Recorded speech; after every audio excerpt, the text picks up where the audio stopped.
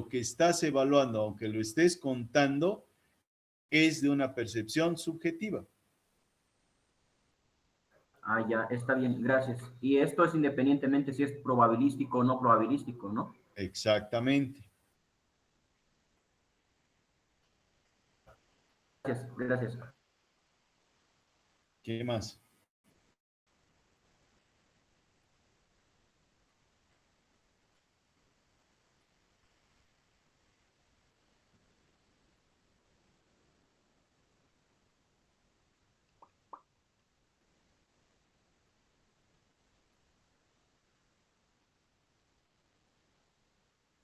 ¿Más dudas?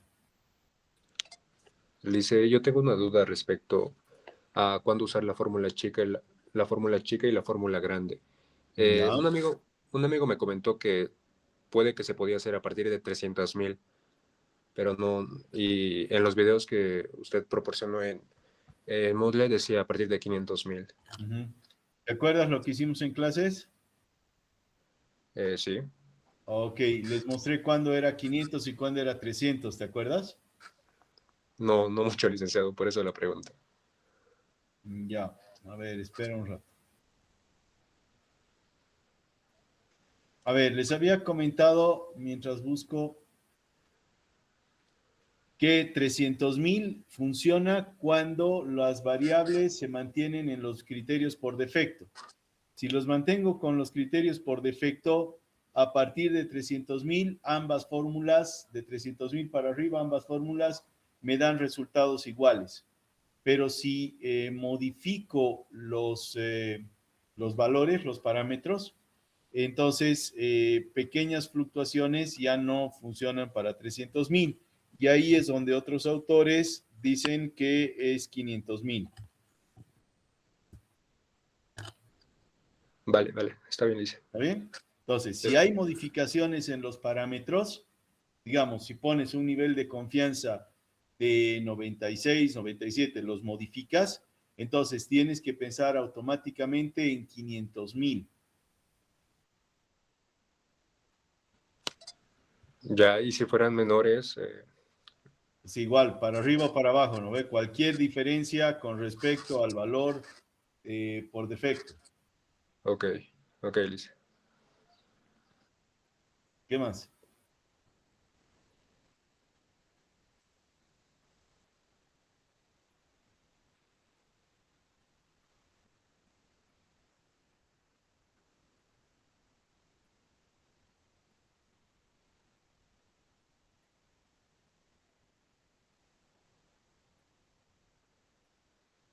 Ah, licenciado, yo tenía duda también el tema de la teoría respecto al muestreo no probabilístico hecho por cuotas. ¿Cuál es la duda? Como tal, está sugiriendo de que vamos a depender de una persona experta o de alguna información que se tiene, ¿verdad? Claro, se supone que debes tener conocimiento del tema para poder saber que una población se subdivide en subpoblaciones, porque el de cuotas equivale al estratificado, ¿correcto? Sí. No, Entonces, dime. el por cuotas, pero es la parte del no probabilístico. Por eso te digo, se parece, no he dicho es lo mismo. Ah, ya, gracias. Entonces, como tal, los porcentajes del tema de por cuotas no lo podríamos saber en base al estudio previo o directamente que existen estos grupos. A ver, vamos de nuevo en orden. Para hacer una investigación por cuotas, tú como investigador o lo conoces o tienes a un experto, acceso a un experto que conoce exactamente el comportamiento de la población. ¿De acuerdo? Este experto te dice que esa población bajo cierta variable se subdivide en otras subpoblaciones. ¿Estamos de acuerdo?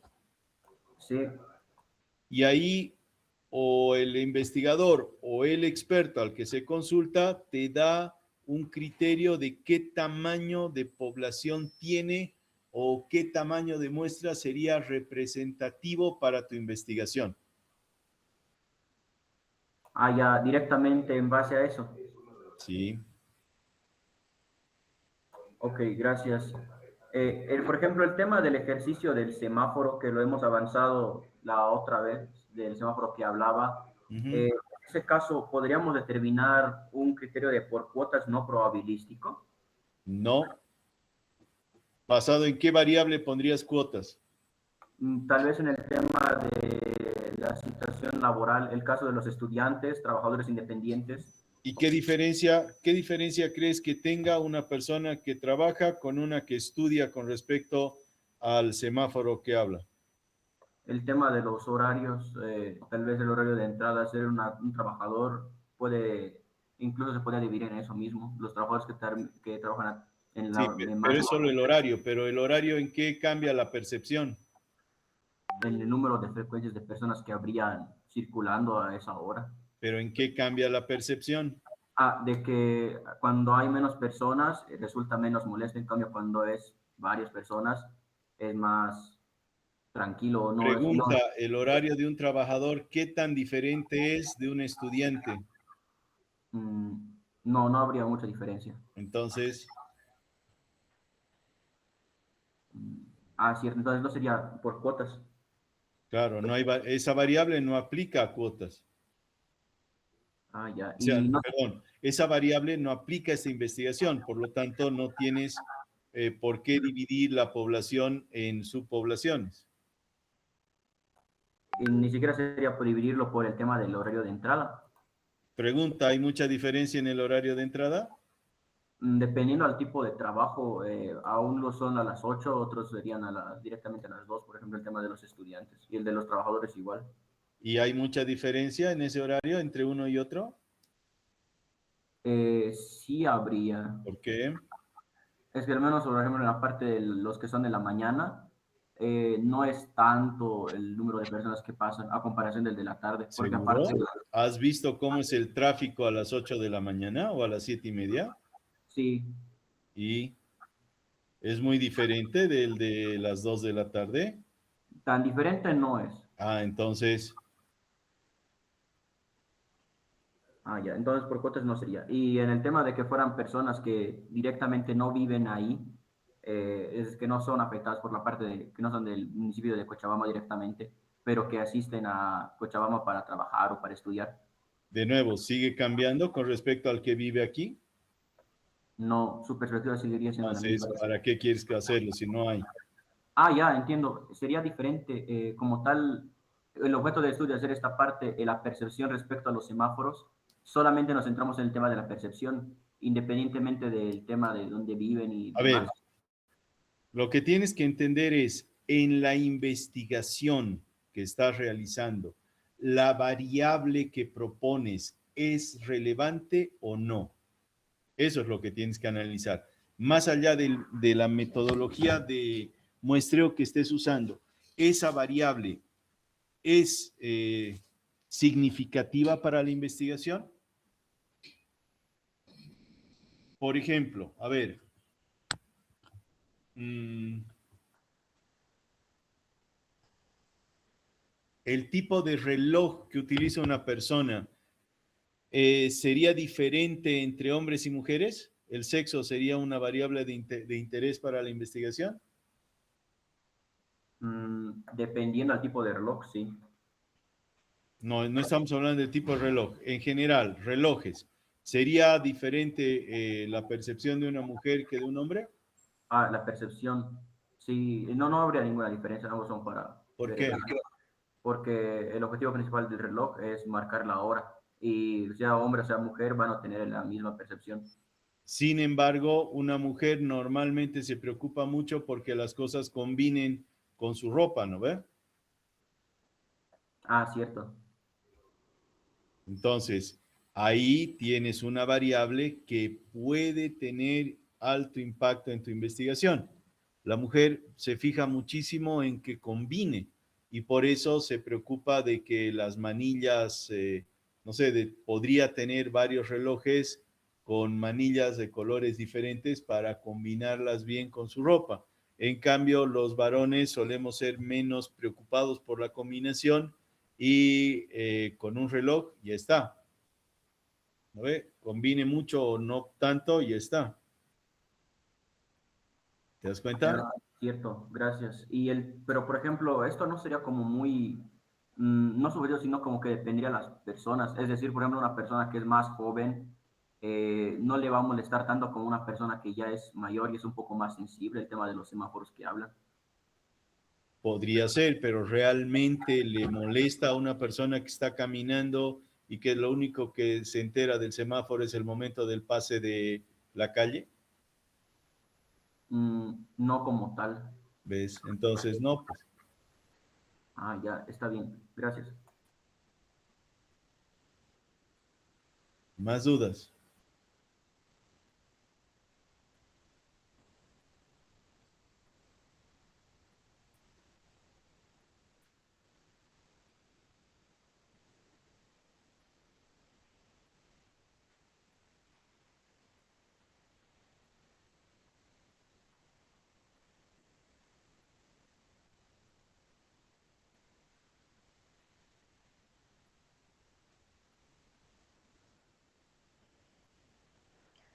Lice, buen día. Tenía una duda con respecto sobre el trabajo de ayer. Dígame. Con el tema me quedó la duda de que un grupo sacó que era probabilístico y el otro grupo que no era probabilístico. En este caso era la percepción. Entonces mi duda era saber si era, ¿por qué es probabilístico? A ver, el grupo que puso no probabilístico, no me acuerdo exactamente cuál fue su justificación, pero todos decían que era en la gente, entre la población que vive en el municipio de Cochabamba. Y eso fue algo que yo también les observé y les dije, si están haciendo en la población del municipio de Cochabamba, es probabilístico, porque tienen de dónde sacar el tamaño de la población. ¿A ver?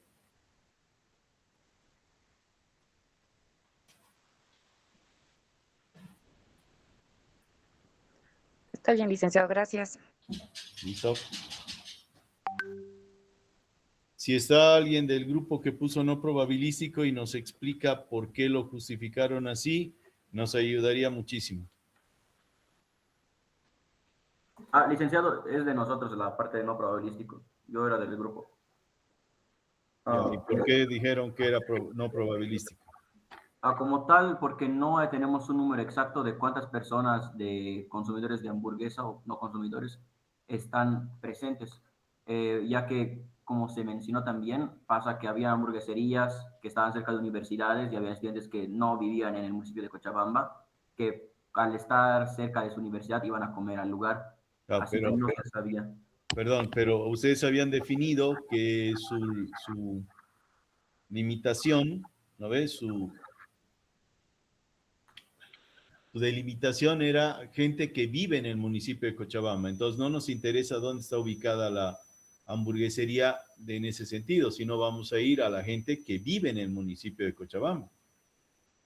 Si no cambia por completo, ¿no ves? Ah, ya. O sea, el tema de la limitación, eso es como diría primero y luego en base a eso tenemos que concentrarnos. Es que yo no lo pusimos Es en que tema va de... primero, es que Eduardo va primero, ¿no ve? ¿Qué es lo primero que pones? La delimitación. Sí. Va primero. Tu delimitación te dice qué tiene, cómo lo tienes que pensar en la parte de tu muestreo. Ah, ya. Y entonces, en caso de querer hacerlo no probabilístico, como lo hemos manejado, ¿cómo sería la forma correcta de poner su Es limitación? que en ese caso lo que tú me dirías es que estás haciendo la investigación en hamburgueserías que están cerca de universidades. Entonces, ahí no tienes cómo delimitar la gente que va a ir a esas hamburgueserías, ¿no? Porque son cerca a universidades. Irán gente que va, obviamente, que van a las universidades y vecinos del lugar, probablemente. Entonces, ahí no conoces el tamaño de la población. Pero si dices gente que va a hamburgueserías en el municipio de Cochabamba, ya cambiaste por completo la figura. Ah, ya. ¿Sería válido ponerle así entonces? O sea, por ejemplo, hamburgueserías de Cochabamba como objeto de estudio. Es que eso es lo que pusieron, ¿no? ¿Ve? No, no, le pusimos directamente Cochabamba, no hamburgueserías. Pero ¿de qué estaban haciendo el tema? Pues Eduardo, es que te enredas solito con lo mismo. ¿De qué era el tema? Respecto a restaurantes de hamburguesas. Entonces, ese es el tema, ¿no ve? Y estás delimitando a la población que vive en el municipio de Cochabamba. ¿Sobre qué? Sobre el tema, hamburgueserías. Ya, como estaba explicando entonces de ponerle restaurantes de hamburguesas cerca de las universidades, ¿eso sería válido ponerle así tal cual? Claro, puedes ponerlo, pero tienes que delimitarlo desde el principio, ¿no ve? Ya, está bien, gracias. ¿Qué más?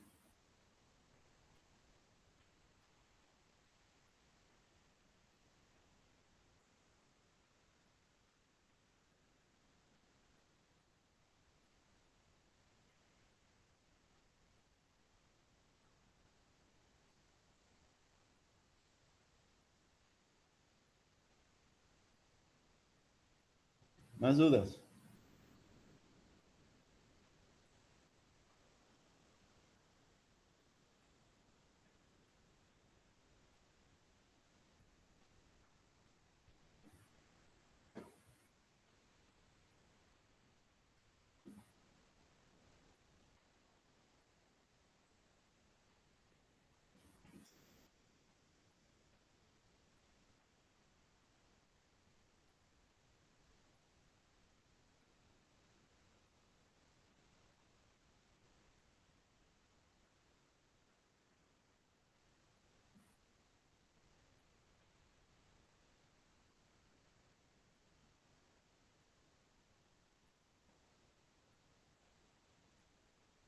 Tenía una duda con el tema de el muestreo de determinación de tamaño final e inicio de la muestra del A ver, capítulo de nuevo, ¿el qué? ¿De nuevo?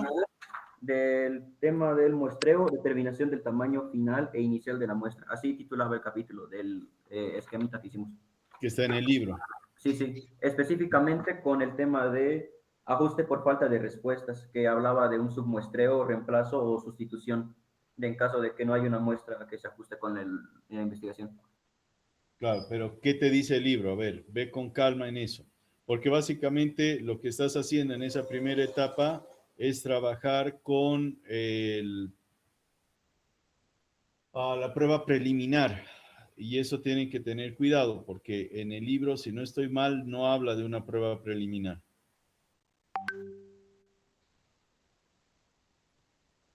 ¿No ve? Sí, no, no habla como... Entonces, por eso hace una prueba. El libro no pone la prueba preliminar y te dice, inicialmente consideramos este tamaño de muestra basado en esto, hacemos ese muestreo, determinamos los valores de P y Q y ajustamos. Es básicamente hacer la prueba preliminar sin decir que se llama prueba preliminar. Ya, está bien. Y el tema de estos submuestreos, reemplazos, ¿eso para Es qué? eso, pues. A ver, lee completo. ¿Qué es lo que dice? A ver, un momento. Lee todo, por favor. Estoy buscando, o le leo directamente de mi esquema. No, del libro. Ya, capítulo 12, ¿no?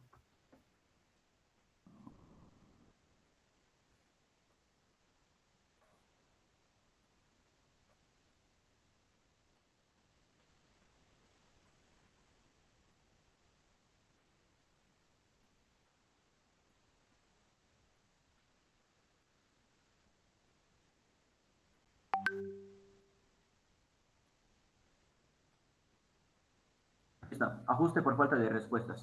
Las altas tasas de respuesta disminuyen la probabilidad de que el sesgo por falta de respuestas sea importante. Siempre deben reportarse las tasas de falta de respuestas y cuando sea posible deben calcularse sus efectos. Esto puede hacerse mediante la vinculación de la tasa de falta de respuesta con las diferencias estimadas entre quienes responden y quienes no lo hacen.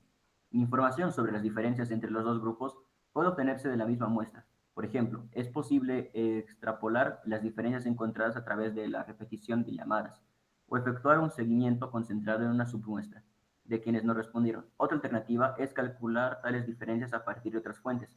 Por ejemplo, en una encuesta de dueños de aparatos electrodomésticos grandes es posible obtener en tarjetas de garantía datos demográficos y otro tipo de información sobre quienes respondieron y quienes no lo hicieron. Para un panel por correo, las organizaciones indicadas ofrecen una amplia variedad de información sobre ambos grupos. Se supone que ambas muestras representativas de la población general, entonces pueden hacerse comparaciones con cifras del censo.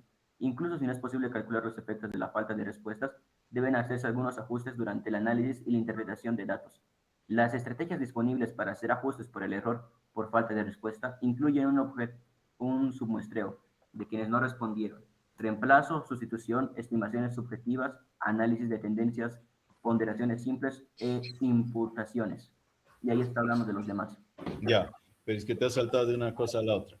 ¿Qué sucede cuando en una encuesta dejan de responderte muchas personas a ciertas preguntas que son de mucho interés? Ahí es donde aparece este concepto. ¿Te das cuenta? Habrán algunas preguntas que por las características, digamos, demográficas de la persona, se puede intuir el tipo de respuesta que daría.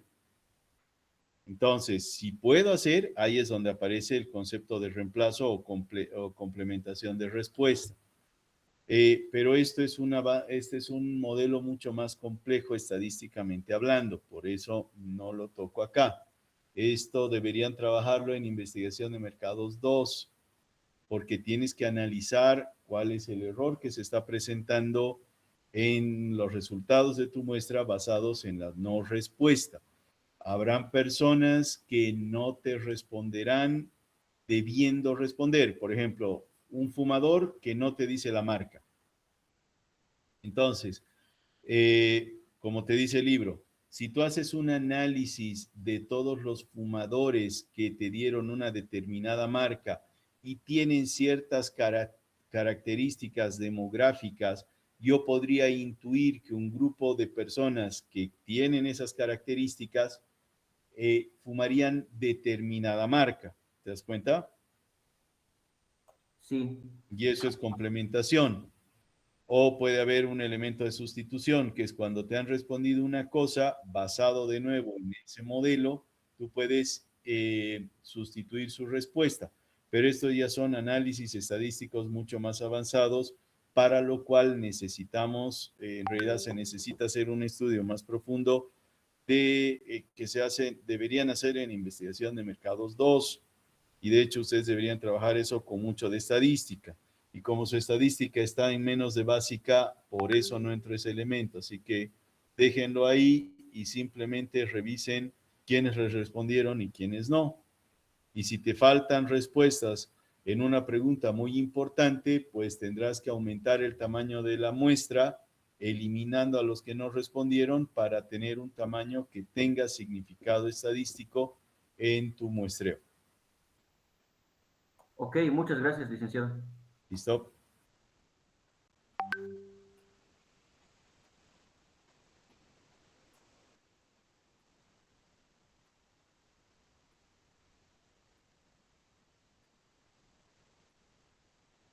¿Alguien más?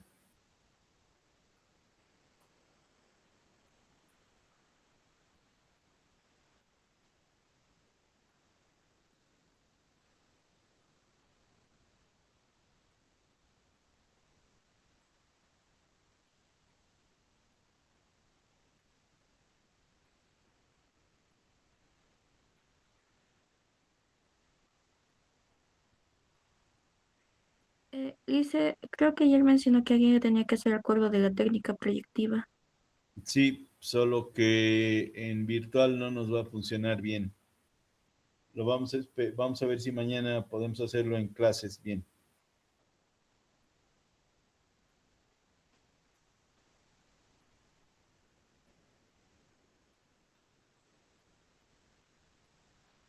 ¿Más dudas?